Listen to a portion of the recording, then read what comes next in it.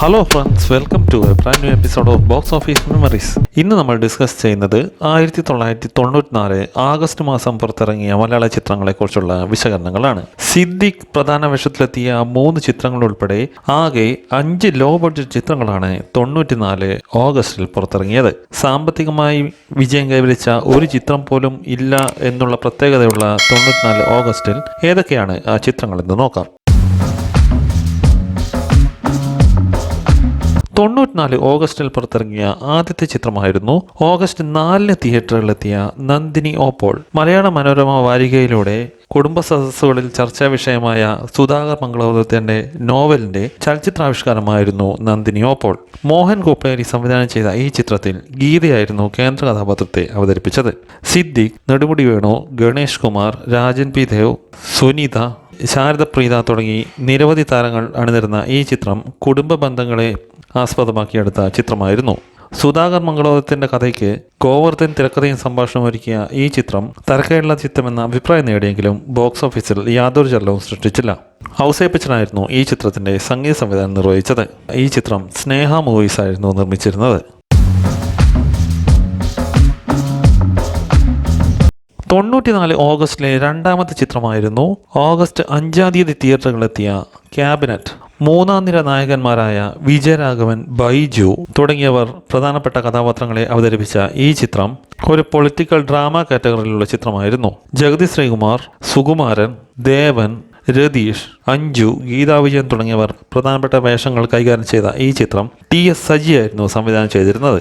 KKV productions നിർമ്മിച്ച ഈ ചിത്രത്തിന്റെ കഥാതിരക്കഥ സംഭാഷണം VR ഗോപാലകൃഷ്ണനായിരുന്നു നിർവഹിച്ചത്. ബോക്സ് ഓഫീസിൽ യാതൊരു ചലനവും സൃഷ്ടിക്കാതെ പോയ ക്യാബിനറ്റ് അതുകൊണ്ട് തന്നെ സാമ്പത്തികമായി പരാജയപ്പെട്ട ഒരു ചിത്രമായിരുന്നു. SP വെങ്കടേഷ് ആയിരുന്നു ഈ ചിത്രത്തിന്റെ സംഗീത സംവിധാനം നിർവഹിച്ചത്. 94 ഓഗസ്റ്റിൽ പുറത്തിറങ്ങിയ അടുത്ത ചിത്രമായിരുന്നു ഓഗസ്റ്റ് 11 തിയേറ്ററുകളിലെത്തിയ അവൻ അനന്തപത്മനാഭൻ. സർവോ ഫിലിംസ് നിർമ്മിച്ച് പ്രകാശ് കൊളേരി സംവിധാനം ചെയ്ത ഈ ചിത്രത്തിൽ കന്നഡ, തമിഴ് താരം രമേശ് അരവിന്ദായിരുന്നു നായക വേഷത്തിലെത്തിയത്.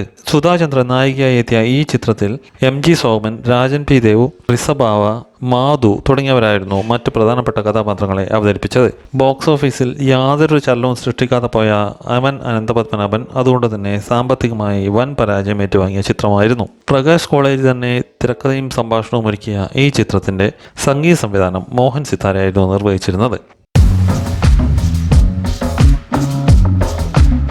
94 ആഗസ്റ്റിൽ പുറത്തിറങ്ങിയ അടുത്ത ചിത്രമായിരുന്നു ഓഗസ്റ്റ് 19 തിയേറ്ററുകളിലെത്തിയ സിദ്ദിഖ് നായകനായ വരണമാല്യം. ചക്കുങ്കൽ ഫിലിംസ് നിർമ്മിച്ച് വിജയ് P നായർ സംവിധാനം ചെയ്ത ഈ ചിത്രം ഒരു ഫാമിലി ഡ്രാമ കാറ്റഗറിയിലുള്ള ചിത്രമായിരുന്നു. ശാന്തി കൃഷ്ണ നായികയായി എത്തിയ ഈ ചിത്രത്തിന്റെ തിരക്കഥയും സംഭാഷണവും SL പുരം സദാനന്ദനായിരുന്നു നിർവഹിച്ചിരുന്നത്. മധു, സുധീഷ്, ഗീതാ വിജയൻ തുടങ്ങിയവർ പ്രധാനപ്പെട്ട വേഷങ്ങൾ കൈകാര്യം ചെയ്ത ഈ ചിത്രം എന്നാൽ ബോക്സ് ഓഫീസിൽ യാതൊരു ചലനവും സൃഷ്ടിച്ചില്ല. അതുകൊണ്ട് തന്നെ സാമ്പത്തികമായി പരാജയപ്പെട്ട ഒരു ചിത്രമായിരുന്നു വരണമാല്യം. നിസരി യൂമറായിരുന്നു ഈ ചിത്രത്തിന്റെ സംഗീത സംവിധാനം നിർവഹിച്ചത്.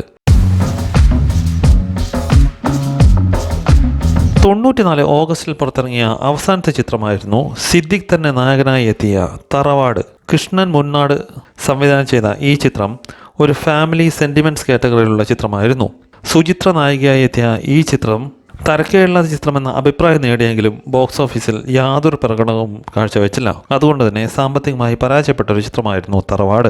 റിസബാവ, ഗണേഷ് കുമാർ, ജഗതി ശ്രീകുമാർ, രാജൻ പി ദേവ്, MG സോമൻ തുടങ്ങി നിരവധി താരങ്ങൾ അണിനിരുന്ന ഈ ചിത്രം സോണി ഫിലിംസ് ആയിരുന്നു നിർമ്മിച്ചിരുന്നത്.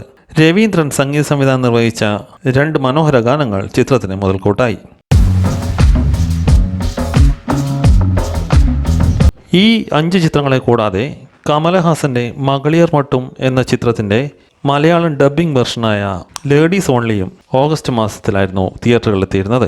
ഓഗസ്റ്റ് 18 സംഗീത ശ്രീനിവാസറാവു സംവിധാനം ചെയ്ത ഈ ചിത്രം തിയേറ്ററിലെത്തിയത്. കമലഹാസൻ എക്സ്റ്റൻഡഡ് ക്യാമിയോ റോളിലെത്തിയ ഈ ചിത്രത്തിൽ ഉർവശി, രേവതി, രോഹിണി, നാസർ തുടങ്ങിയവരായിരുന്നു പ്രധാനപ്പെട്ട വേഷങ്ങൾ കൈകാര്യം ചെയ്തത്. ആകെ സമ്മറി നോക്കുമ്പോൾ 94 ഓഗസ്റ്റിൽ പുറത്തിറങ്ങിയ ഒരു ചിത്രം പോലും സാമ്പത്തികമായി വിജയം കൈവരിച്ചില്ല. അതുകൊണ്ട് തന്നെ സക്സസ് റേഷ്യോ 0% ആണ്. ഇതിൽ സിദ്ദിഖ്, 3 ചിത്രങ്ങളിൽ അഭിനയിച്ചു. ജഗതി ശ്രീകുമാർ 2 ചിത്രങ്ങളിൽ അഭിനയിച്ചു. ഇത്രയുമാണ് 94 ഓഗസ്റ്റിൽ പുറത്തിറങ്ങിയ ചിത്രങ്ങളെക്കുറിച്ചുള്ള വിശകലനങ്ങൾ. ഈ വീഡിയോ നിങ്ങൾക്ക് ഇഷ്ടമായെന്ന് കരുതുന്നു. വീഡിയോ ഇഷ്ടമായവർ ചാനൽ സബ്സ്ക്രൈബ് ചെയ്യുക. നോട്ടിഫിക്കേഷന് വേണ്ടി ബെൽ ഐക്കൺ ക്ലിക്ക് ചെയ്യുക. മറ്റൊരു വിഷയവുമായി അടുത്ത വീഡിയോയിൽ കാണുന്നതുവരെ നന്ദി, നമസ്കാരം.